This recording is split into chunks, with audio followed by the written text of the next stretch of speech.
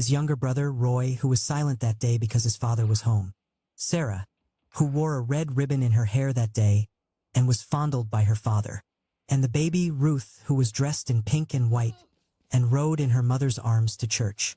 The church was not very far away, for block up Lenox Avenue, on a corner not far from the hospital. It was to this hospital that his mother had gone when Roy and Sarah and Ruth were born. John did not remember very clearly the first time she had gone to have Roy. Folks said that he had cried and carried on the whole time his mother was away. He remembered only enough to be afraid every time her belly began to swell, knowing that each time the swelling began it would not end until she was taken from him, to come back with a stranger. Each time this happened she became a little more of a stranger herself. She would soon be going away again, Roy said. He knew much more about such things than John. John had observed his mother closely, seeing no swelling yet, but his father had prayed one morning for the little voyager soon to be among them. And so John knew that Roy spoke the truth. Every Sunday morning, then, since John could remember, they had taken to the streets the Grimes family on their way to church. Sinners along the avenue watched him. Men still wearing their Sunday night clothes, wrinkled and dusty now, muddy-eyed and muddy-faced. And the women with harsh voices and tight, bright dresses, cigarettes between their finger or held tightly in the corners of their mouths. They talked, and laughed, and fought together, and the women fought like the men. John and Roy, passing these men and women, looked at one another briefly, John embarrassed and Roy amused. Roy would be like them when he grew up, if the Lord did not change his heart. These men and women they passed on Sunday mornings had spent the night in bars, or in cat houses, or on the streets, or on the rooftops, or under the stairs. They had been drinking. They had gone from cursing to laughter, to anger, to lust. Once he and Roy had watched a man and woman in the basement of a condemned house. They did it standing up. The woman had wanted 50 cents, and the man had flashed a razor. John had never watched again. He had been afraid. But Roy had watched them many times, and he told John he had done it with some girls down the block. And his mother and father, who went to church on Sundays, they did it too, and sometimes John heard them in the bedroom behind him, over the sound of rats' feet and rat screams, and the music and cursing from the harlot's house downstairs. Their church was called the Temple of the Fire Baptized. It was not the biggest church in Harlem, not yet the smallest, but John had been brought up to believe it was the holiest and best. His father was head deacon in this church. There were only two, the other a round, black man named Deacon Braithwaite, and he took up the collection and sometimes he preached. The pastor, Father James, was a genial, well-fed man with a face like a darker moon. It was he who preached on Pentecost Sundays and led revivals in the summertime and anointed and healed the sick. On Sunday mornings and Sunday nights the church was always full.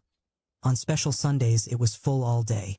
The Grimes family arrived in a body, always a little late, usually in the middle of Sunday school, which began at 9 o'clock. This lateness was always their mother's fault, at least in the eyes of their father. She could not seem to get herself and the children ready on time, ever, and sometimes she actually remained behind, not to appear until the morning service. When they all arrived together, they separated upon entering the doors, father and mother going to sit in the adult class, which was taught by Sister McCandless, Sarah going to the infants class, John and Roy sitting in the intermediate, which was taught by Brother Alicia. "You got a special craving for something?" John looked at him. Roy was not in a good mood. "I ain't said nothing to you," he said. "Oh, I beg your pardon," said Roy in the shrill little girl tone he knew John hated. "What's the matter with you today?" John asked, angry, and trying at the same time to lend his voice as husky a pitch as possible. "Don't you let Roy bother you," said their mother. "He cross as two sticks this morning." "Yeah," said John. "I reckon." He and Roy watched each other. Then his plate was put before him, hominy grits and a scrap of bacon. He wanted to cry, like a child. "But, Mama, it's my birthday." He kept his eyes on his plate and began to eat. "You can talk about your daddy all you want to," said his mother, picking up her battle with Roy. "But one thing you can't say. You can't say he ain't always done his best to be a father to you and to see to it that you ain't never gone hungry." "I been hungry plenty of times," Roy said, proud to be able to score this point against his mother. "Wasn't his fault, then. Wasn't because he wasn't trying to feed you. Then man shoveled snow in zero weather when he ought to been in bed just to put food in your belly." "Wasn't just my belly," said Roy indignantly. He got a belly too, I know. It's a shame the way that man eats. I sure ain't asked him to shovel no snow for me. But he dropped his eyes, suspecting a flaw in his argument. I just don't want him beating on me all the time, he said at last. I ain't no dog. She sighed and turned slightly away, looking out of the window. Your daddy beats you, she said. Because he loves you. Roy laughed. That ain't the kind of love I understand, old lady. What you reckon he'd do if he didn't love me? He'd let you go right on, she flashed. Right on down to hell where it looks like you is just determined to go anyhow. Right on, Mr. Man, till somebody puts a knife in you or takes you off to jail. Mama, John asked suddenly, is Daddy a good man? He had not known that he was going to ask the question, and he watched in astonishment as her mouth tightened and her eyes grew dark. That ain't no kind of question, she said mildly. You don't know no better men, do you? Looks to me like he's a mighty good man, said Sarah. He sure is praying all the time. You children is young, their mother said, ignoring Sarah and sitting down again at the table. And you don't know how lucky you is to have a father what worries about you and tries to see to it that you come up right. Yeah, said Roy. We don't know how lucky we is to have a father what don't want you to go to movies, and don't want you to play in the streets, and don't want you to have no friends, and he don't want this and he don't want that, and he don't want you to do nothing. We so lucky to have a father who just wants us to go to church and read the Bible and beller like a fool in front of the altar and stay home all nice and quiet, like a little mouse. Boy, we sure is lucky, all right. Don't know what I done to be so lucky. She laughed. You going to find out one day, she said. You mark my words. Yeah, said Roy. But it'll be too late then, she said. It'll be too late when you come to be sorry. Her voice had changed. For a moment her eyes met John's eyes, and John was frightened. He felt that her words, after the strange fashion God sometimes chose to speak to men, were dictated by heaven and were meant for him. He was 14, was it too late? And thus uneasiness was reinforced by the impression, which at that moment he realized had been his all along, that his mother was not saying everything she meant. What, he wondered, did she say to Aunt Florence when they talked together? Or to his father? What were her thoughts? Her face would never tell. And yet, looking down at him in a moment that was like a secret passing sign, her face did tell him. Her thoughts were bitter. I don't care, Roy said, rising. When I have children, I ain't going to treat them like this. John watched his mother. She watched Roy. I'm sure this ain't no way to be. Ain't got no right to have a house full of children if you don't know how to treat them. You mighty grown up this morning, his mother said. You be careful. And tell me something else, Roy said, suddenly leaning over his mother. Tell me how come he don't never let me talk to him like I talk to you? He's my father, ain't he? But he don't never listen to me. No, I all the time got to listen to him. Your father, she said, watching him, knows best. You listen to your father. I guarantee you won't end up in no jail. Roy sucked his teeth in fury. I ain't looking to go to no jail. You think that's all that's in the world is jails and churches? You ought to know better than that, Ma. I know, she said.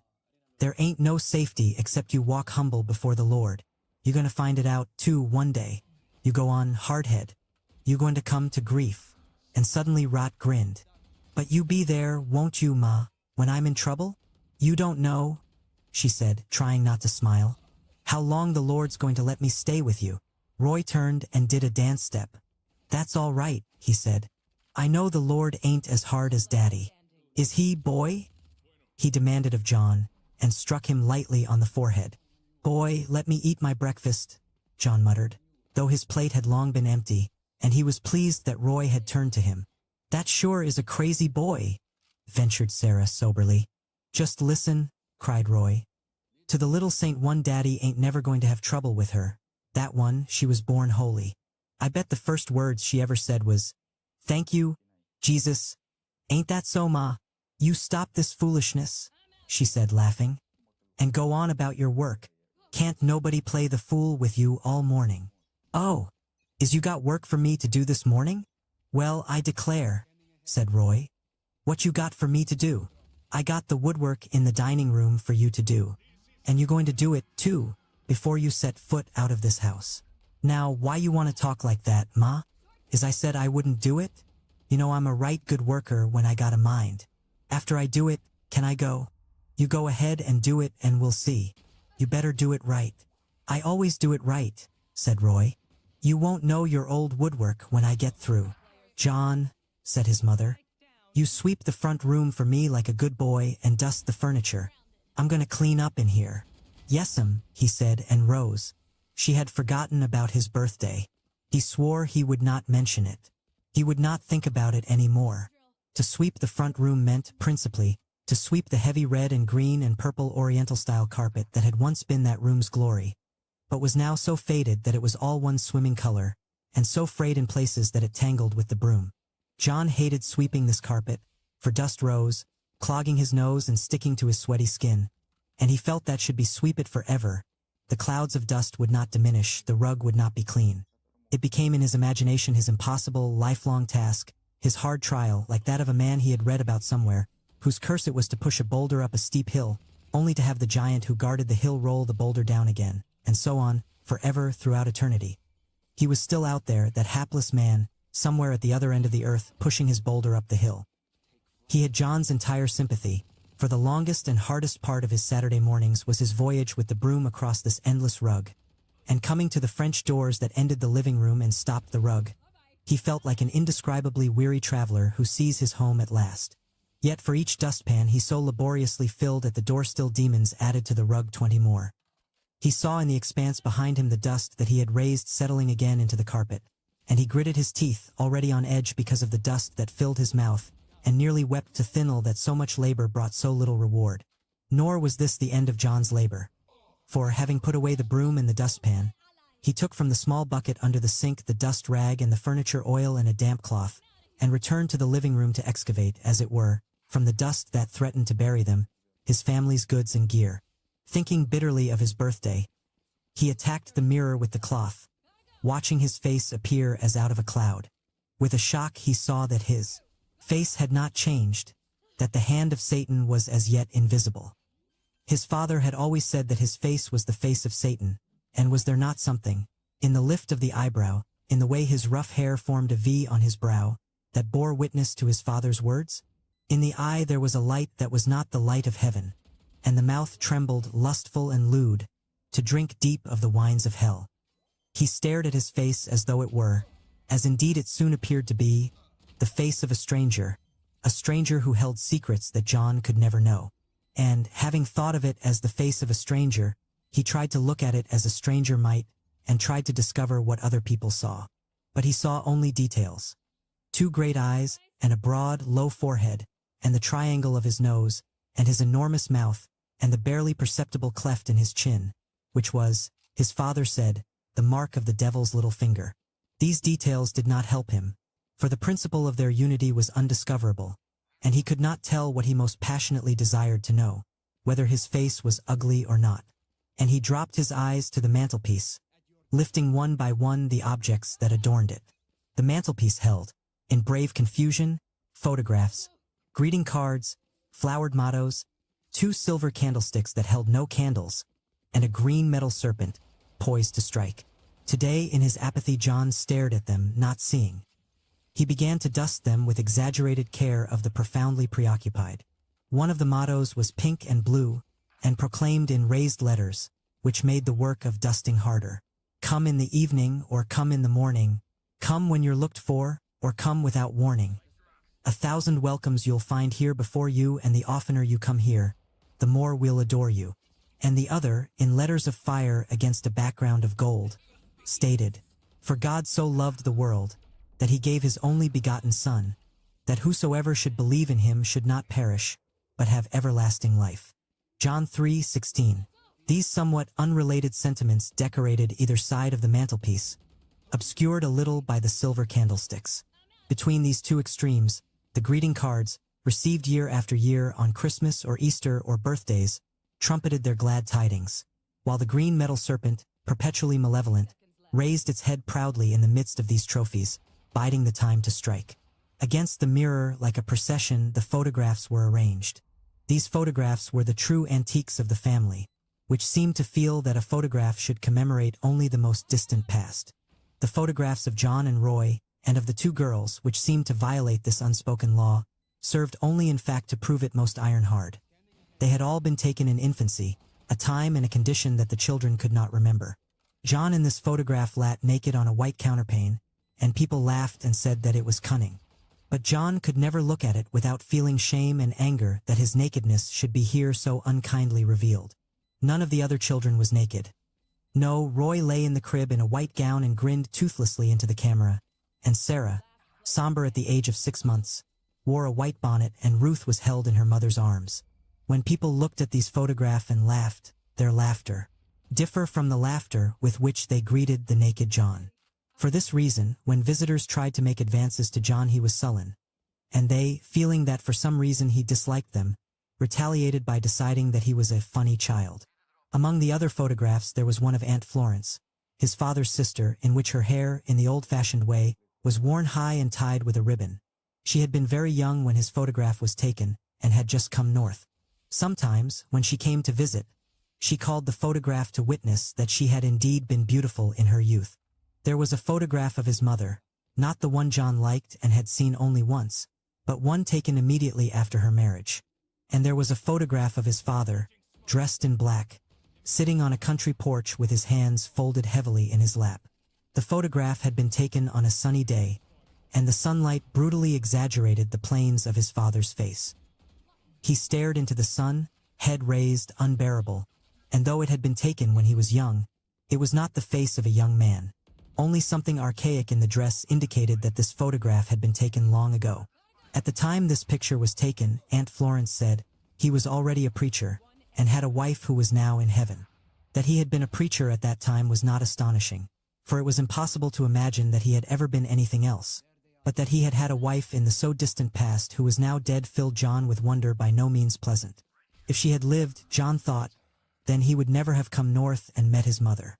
And this shadowy woman, dead so many years, whose name he knew had been Deborah, held in the fastness of her tomb, it seemed to John, the key to all those mysteries he so longed to unlock. It was she who had known his father in a life where John was not, and in a country John had never seen.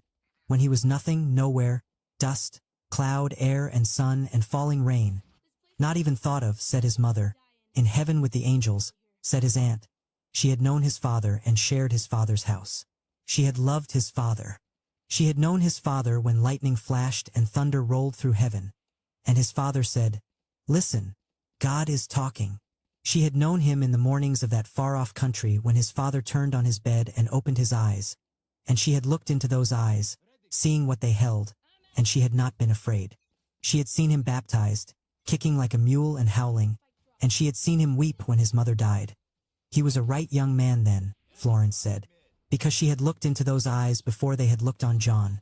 She knew that John would never know the purity of his father's eyes when John was not reflected in their depths. She could have told him, had he but been able to form his hiding place to ask how to make his father love him. But now it was too late. She would not speak before the judgment day. And among those many voices, the stammering with his own, John would care no longer for her testimony. When he had finished and the room was ready for Sunday, John felt dusty and weary and sat down beside the window in his father's easy chair. A glacial sun filled the streets, and a high wind filled the air with scraps of paper and frost dust, and banged the hanging signs of stores and storefront churches. It was the end of winter, and the garbage-filled snow that had been banked along the edges of pavements was melting now and filling the gutters. Boys were playing stickball in the damp, cold streets. Dressed in heavy woolen sweaters and heavy trousers, they danced and shouted, and the ball went crack as the stick struck it and sent ice speeding through the air. One of them wore a bright red stocking cap with a great ball of wool hanging down behind that bounced as he jumped, like a bright omen above his head. The cold sun made their faces like copper and brass, and through the closed window John heard their coarse, irreverent voices. And he wanted to be one of them, playing in the streets, unfrightened, moving with such grace and power. But he knew this could not be. Yet, if he could not play their games, he could do something they could not do. He was able, as one of his teachers said, to think. But this brought him little in the way of consolation, for today he was terrified of his thoughts. He wanted to be with these boys in the street, headless and thoughtless, wearing out his treacherous and bewildering body. But now it was 11 o'clock, and in 2 hours his father would be home. And then they might eat, and then his father would lead them in prayer, and then he would give them a Bible lesson. By and by it would be evening, and he would go to clean the church, and remained for Tari service. Suddenly, sitting at the window, and with a violence unprecedented, there arose in John a flood of fury and tears, and he bowed his head, fists clenched against the window pane, crying with teeth on edge, "What shall I do? What shall I do?" Then his mother called him, and he remembered that she was in the kitchen washing clothes and probably had something for him to do. He rose sullenly and walked into the kitchen. She stood over the washtub, her arms wet and soapy to the elbows and sweat standing on her brow. Her apron, improvised from an old sheet, was wet where she had been leaning over the scrubbing board. As he came in, she straightened, drying her hands on the edge of the apron. "You finish your work, John Backslash?" she asked. He said, "Yes'm," and thought how oddly she looked at him, as though she were looking at someone else's child. "That's a good boy," she said. She smiled a shy, strained smile. "You know you're your mother's right-hand man?" He said nothing, and he did not smile, but watched her, wondering to what task this preamble led. She turned away, passing one damp hand across her forehead, and went to the cupboard. Her back was to him, and he watched her while she took down a bright, figured vase, filled with flowers only on the most special occasions, and emptied the contents into her palm. He heard the chink of money, which meant that she was going to send him to the store. She put the vase back and turned to face him, her palm loosely folded before her. "I didn't never ask you," she said, "what you wanted for your birthday, but you take this, son, and go out and get yourself something you think you want." And she opened his palm and put the money into it, warm and wet from her hand. In the moment that he felt the warm, smooth coins and her hand on his, John stared blindly at her face, so far above him. His heart broke and he wanted to put his head on her belly where the wet spot was, and cry. But he dropped his eyes and looked at his palm, at the small pile of coins. "It ain't much there," she said. "That's all right." Then he looked up, and she bent down and kissed him on the forehead. "You getting to be," she said, putting her hand beneath his chin and holding his face away from her, "a right big boy. You gonna be a mighty fine man, you know what? Your mama's counting on you." And he knew again that she was not saying everything she meant. In a kind of secret language, she was telling him today something that he must remember and understand tomorrow. He watched her face, his heart swollen with love for her and with an anguish, not yet his own, but he did not understand, and that frightened him. "Yes, Ma," he said, hoping that she would realize, despite his stammering tongue, the depth of his passion to please her. "I know," she said with a smile, releasing him and rising. "There's a whole lot of things you don't understand, but don't you fret. The Lord'll reveal to you in his own good time everything he wants you to know. You put your faith in the Lord, Johnny, and he'll surely bring you out. Everything works together for good for them that love the Lord." He had heard her say this before. It was her text, "As set thine house in order," was his father's. But he knew that today she was saying it to him especially. She was trying to help him because she knew he was in trouble. And this trouble was also her own, which she would never tell to John. And even though he was certain that they could not be speaking of the same things, for then, surely, she would be angry and no longer proud of him.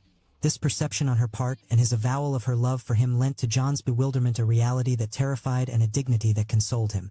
Dimly, he felt that he ought to console her, and he listened, astounded, at the words that now fell from his lips.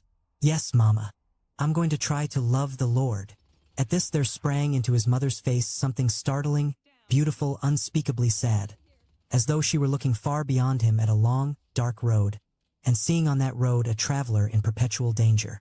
Was it he, the traveler, or herself, or was she thinking of the cross of Jesus? She turned back to the washtub, still with this strange sadness on her face. "You better go on now," she said, "before your daddy gets home." In Central Park, the snow had not yet melted on his favorite hill. This hill was in the center of the park, after he had left the circle of the reservoir, where he always found, outside the high wall of crossed wire, ladies white in fur coats, walking their great dogs, or old white gentlemen with canes. At a point that he knew by instinct and by the shape of the buildings surrounding the park, he struck out on a steep path overgrown with trees, and climbed a short distance until he reached the clearing that led to the hill. Before him, then, the slope stretched upward, and above it the brilliant sky, and beyond it, cloudy and far away, he saw the skyline of New York. He did not know why, but there arose in him an exultation and a sense of power, and he ran up the hill like an engine or a madman, willing to throw himself headlong into the city that glowed before him. But when he reached the summit he paused. He stood on the crest of the hill, hands clasped beneath his chin, looking down. Then he, John, felt like a giant who might crumble the city with his anger. He felt like a tyrant who might crush the city beneath his heel. He felt like a long-awaited conqueror at whose feet flowers would be strewn, and before whom multitudes cried, Hosanna! He would be, of all, the mightiest, the most beloved, the Lord's anointed. And he would live in this shining city which his ancestors had seen with longing from far away. For it was his. The inhabitants of the city had told him it was his. He had but to run down, crying, and they would take him to their hearts and shew him wonders his eyes had never seen. And still, on the summit of that hill he paused. He remembered the people he had seen in that city, whose eyes held no love for him, and he thought of their feet so swift and brutal, and the dark gray clothes they wore, and how when they passed they did not see him, or, if they saw him, they smirked, and how the lights, unceasing, crashed on and off above him, and how he was a stranger there. Then he remembered his father and his mother and all the arms stretched out to hold him back, to save him from this city where, they said, his soul would find perdition. And certainly perdition sucked at the feet of the people who walked there, and cried in the lights in the gigantic towers. The marks of Satan could be found in the faces of the people who waited at the doors of movie houses. His words were printed on the great movie posters that invited people to sin. It was the roar of the damned that filled Broadway, where motor cars and buses and the hurrying people disputed every inch with death. Broadway, the way that led to death was broad, and many could be found thereon. But narrow was the way that led to life eternal, and few there were who found it. But he did not long for the narrow way, where all his people walked, where the houses did not rise, piercing, as it seemed, the unchanging clouds, but huddled, flat, ignoble, close to the filthy ground, where the streets and the hallways and the rooms were dark, and where the unconquerable odor was of dust, and sweat, and urine, and homemade gin. In the narrow way, the way of the cross, there awaited him only humiliation forever. There awaited him, one day, a house like his father's house, and a church like his father's, and a job like his father's, where he would grow old and black with hunger and toil. The way of the cross had given him a belly filled with wind and had bent his mother's back. They had never worn fine clothes, but here, where the buildings contested God's power and where the men and women did not fear God, here he might eat and drink to his heart's content and clothe his body with wondrous fabrics, rich to the eye and pleasing to the touch. And then what of his soul, which would one day come to die and stand naked before the judgment bar? What would his conquest of the city profit him on that day? To hurl away, for a moment of ease, the glories of eternity. These glories were unimaginable, but the city was real. He stood for a moment on the melting snow, distracted, and then began to run down the hill, feeling himself fly as the descent became more rapid, and thinking, I can climb back up. If it's wrong, I can always climb back up. At the bottom of the hill, where the ground abruptly leveled off onto a gravel path, he nearly knocked down an old white man with a white beard, who was walking very slowly and leaning on his cane. They both stopped, astonished, and looked at one another. John struggled to catch his breath and apologize, but old man smiled. John smiled back. It was as though he and the old man had between them a great secret, and the old man moved on. The snow glittered in patches all over the park.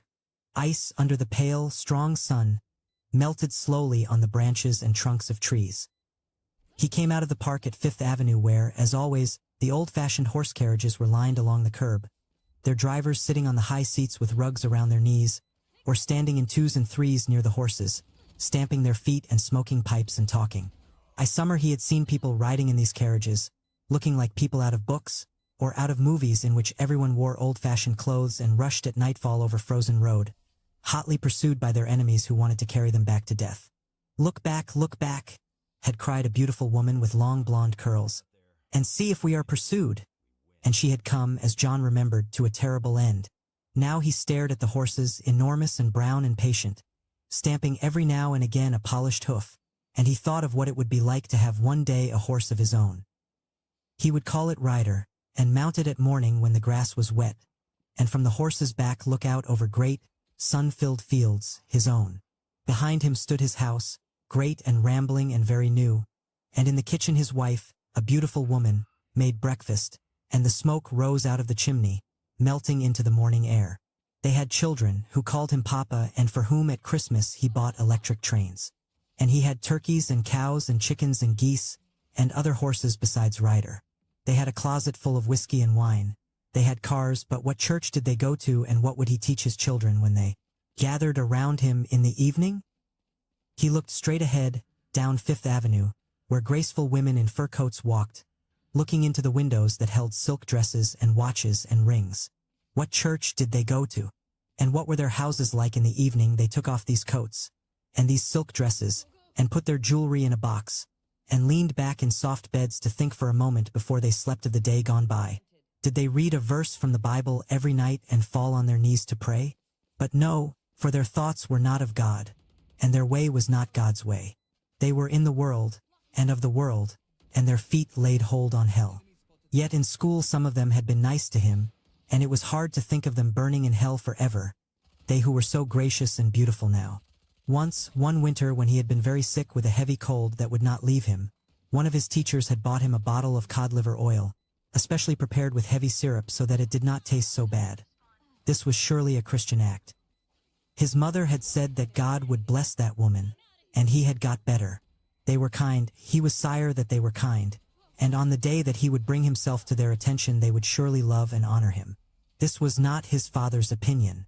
His father said that all white people were wicked, and that God was going to bring them low. He said that white people were never to be trusted, and that they told nothing but lies, and that no one of them had ever loved a nigger. He, John, was a nigger, and he would find out, as soon as he got a little older, how evil white people could be.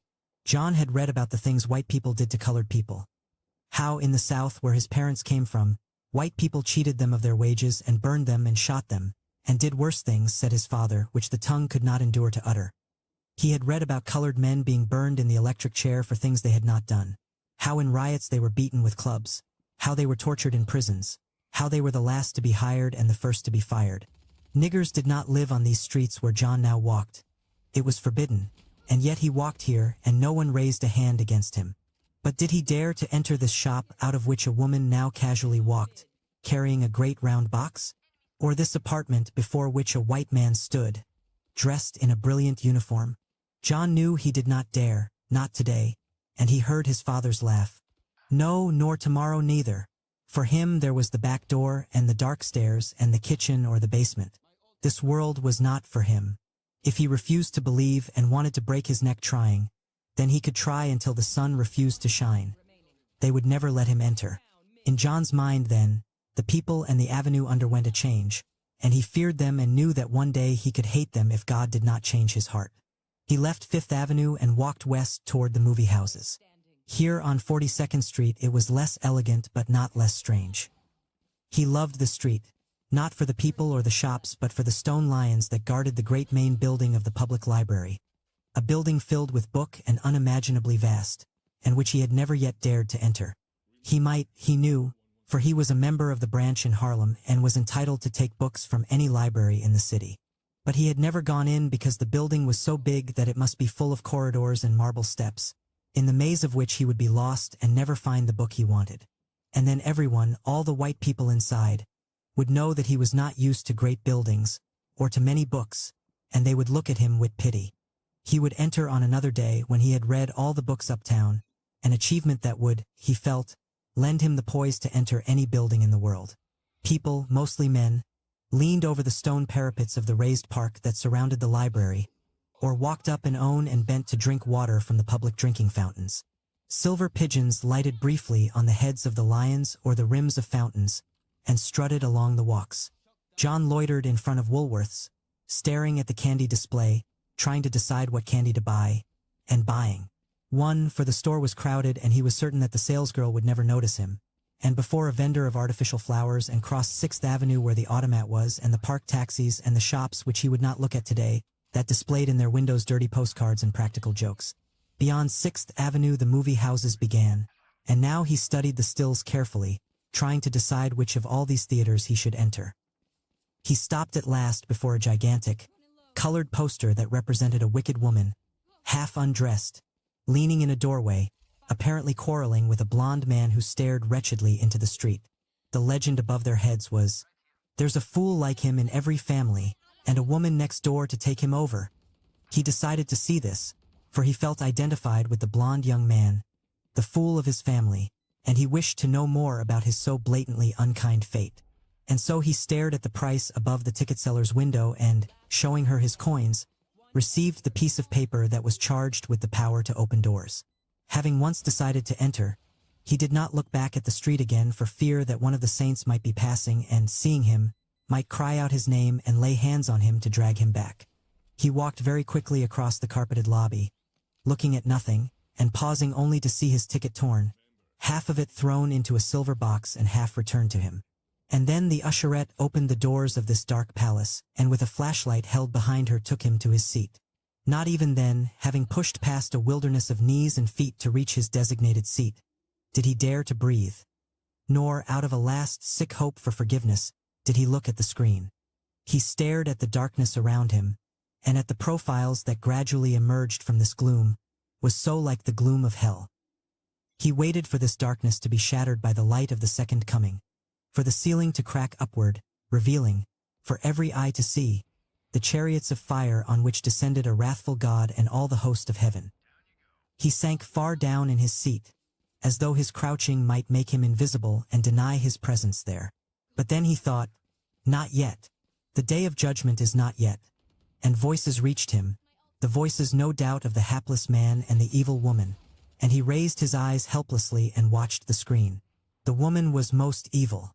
She was blonde and pasty white, and she had lived in London, which was in England, quite some time ago, judging from her clothes, and she coughed. She had a terrible disease, tuberculosis, which he had heard about. Someone in his mother's family had died of it. She had a great many boyfriends, and she smoked cigarettes and drank.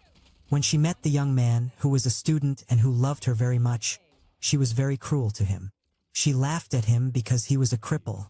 She took his money and she went out with other men, and she lied to the student, who was certainly a fool. He limped about, looking soft and sad, and soon all John's sympathy was given to this violent and unhappy woman. He understood her when she raged and shook her lips and threw back her head in laughter so furious that it seemed the veins of her neck would burst. She walked the cold, foggy streets, a little woman and not pretty, with a lewd, brutal swagger, saying to the whole world, "You can kiss my arse." Nothing tamed or broke her. Nothing touched her. Neither kindness, nor scorn, nor hatred, nor love. She had never thought of prayer. It was unimaginable that she would ever bend her knees and come crawling along a dusty floor to anybody's altar, weeping for forgiveness. Perhaps her pride was so great that she did not need forgiveness. She had fallen from that high estate which God had intended for men and women, and she made her fall glorious because it was so complete. John could not have found in his heart, had he dared to search it, any wish for her redemption. He wanted to be like her, only more powerful, more thorough, and more cruel. To make those around him, all who hurt him, suffer as she made the students suffer, and laugh in their faces when they asked pity for their pain. He would have asked no pity, and his pain was greater than theirs. "Go on, girl," he whispered, as the student, facing her implacable ill will, sighed and wept. "Go on, girl." One day he would talk like that. He would face them and tell them how much he hated them, how they had made him suffer, how he would pay them back. Nevertheless, when she came to die, which she did eventually, looking more grotesque than ever, as she deserved, his thoughts were abruptly arrested, and he was chilled by the expression on her face. She seemed to stare endlessly outward and down, in the face of a wind more piercing than any she had felt on earth, feeling herself propelled with speed into a kingdom where nothing could help her, neither her pride, nor her courage, nor her glorious wickedness. In the place where she was going, it was not these things that mattered but something else, for which she had no name, only a cold intimation, something that she could not alter in any degree, and that she had never thought of. She began to cry, her depraved face breaking into an infant's grimace, and they moved away from her, leaving her dirty in a dirty room, alone to face her maker. The scene faded out and she was gone. And though the movie went on, allowing the student to marry another girl, darker and very sweet, but by no means so arresting, John thought of this woman and her dreadful end. Again, had the thought not been blasphemous, he would have thought that it was the Lord who had led him into this theater to show him an example of the wages of sin. The movie ended and people stirred around him. The newsreel came on, and while girls in bathing suits paraded before him and boxers growled and fought, and baseball players ran home safe and presidents and kings of countries that were only names to him moved briefly across the flickering square of light, John thought of hell, of his soul's redemption, and struggled to find a compromise between the way that led to life everlasting and the way that ended in the pit. But there was none, for he had been raised in the truth. He could not claim, as African savages might be able to claim, that no one had brought him the gospel. His father and mother and all the saints had taught him from his earliest childhood what was the will of God.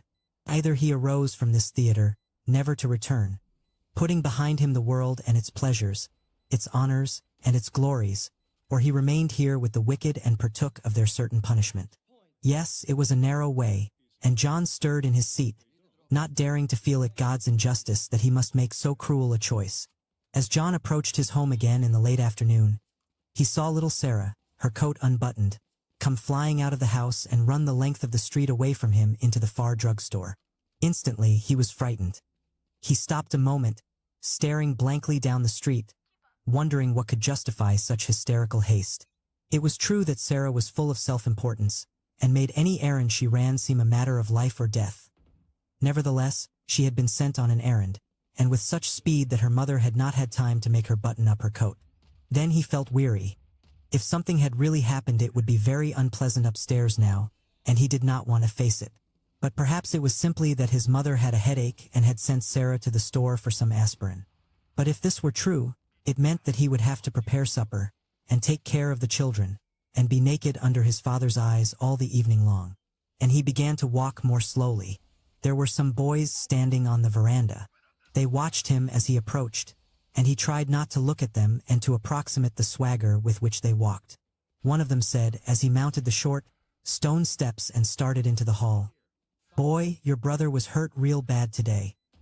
He looked at them in a kind of dread, not daring to ask for details, and he observed that they, too, looked as though they had been in a battle. Something hangdog in their looks suggested that they had been put to flight. Then he looked down, and saw that there was blood at the threshold, and blood spattered on the tile floor of the vestibule. He looked again at the boys, who had not ceased to watch him, and hurried up the stairs. The door was half open, for Sarah's return, no doubt, and he walked in, making no sound, feeling a confused impulse to flee. There was no one in the kitchen, though the light was burning. The lights were on all through the house. On the kitchen table stood a shopping bag filled with groceries, and he knew that his Aunt Florence had arrived. The washtub, where his mother had been washing earlier, was open still, and filled the kitchen with a sour smell. There were drops of blood on the floor here too, and there had been small, smudged coins of blood on the stairs as he walked up. All this frightened him terribly. He stood in the middle of the kitchen, trying to imagine what had happened, and preparing himself to walk into the living room, where all the family seemed to be. Roy had been in trouble before, but this new trouble seemed to be the beginning of the fulfillment of a prophecy. He took off his coat, dropping it on a chair, and was about to start into the living room when he heard Sarah running up the steps. He waited, and she burst through the door, carrying a clumsy parcel. "What happened?" he whispered. She stared at him in astonishment and a certain wild joy. He thought again that he really did not like his sister. Catching her breath, she blurted out, triumphantly, "Roy got stabbed with a knife," and rushed into the living room. Roy got stabbed with a knife. Whatever this meant, it was sure that his father would be at his worst tonight. John walked slowly into the living room. His father and mother, a small basin of water between them, knelt by the sofa where Roy lay, and his father was washing the blood from Roy's forehead. It seemed that his mother, whose touch was so much more gentle, had been thrust aside by his father, who could not bear to have anyone else touch his wounded son. And now she watched, one hand in the water, and the other in a kind of anguish at her waist, which was circled still by the improvised apron of the morning. Her face, as she watched, was full of pain and fear, of tension barely supported, and of pity that could scarcely have been expressed had she filled all the world with her weeping. His father muttered sweet,